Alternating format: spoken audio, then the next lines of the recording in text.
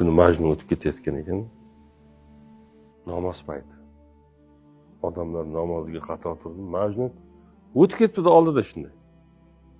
Namozda o'qiyapti odamlar. Odamlar namozda o'qib bo'lgan ekan. O'tib ketganini ko'rdinglarmi? Majnun juda aqldan ozdi bu qays. Bir tarbiyaga chaqirib qo'yaylik. To'g'ri, oshiq bo'ldi-da, ammo namozni tark etdi. Bizni ko'rib turib, qator bo'lib, jam bo'lib turganimizni ko'rib, qanday o'tib ketdi u degan ekan. Keyin birozdan keyin Majnun qaytib kelayotgan yoniga chaqirishdi. Qays bu yoqqa. Seni aqling joyidanmi? Nima bo'ldi, afandilar? Hozir shu yerdan o'tib ketding. Qachon? Hozir yo'q edi, namoz o'qiyotdik. Nega kelmading desa, meni uzr. Men Layloga oshiq bo'lganimdan aqlim joyida emas men. Hatto sizlarni ham ko'rmadim men.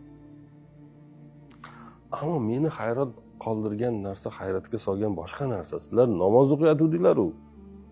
Buyuk yaratuvchini ishq da'vo qilayotganinglar bir joyda turuvdilar. Meni qanday ko'rdinglar degan. Men sizlarni ko'rmadim. Men bir bandaga oshiqman. Ammo sizlar da'vo qilasizlar, Robbimga oshiqman deb. Men bir bandaga oshiq bo'lganim holda sizlarni ko'rmadim. Sizlar Allohga oshiqman deysizlar, meni qanaqa ko'rdinglar? Biroz oshiq bo'lsanglarchi degan. Biroz sevsanglarchi degan. Tan berdilar. O'shaning uchun endi bu mavzu to'xtamaydi do'stlar.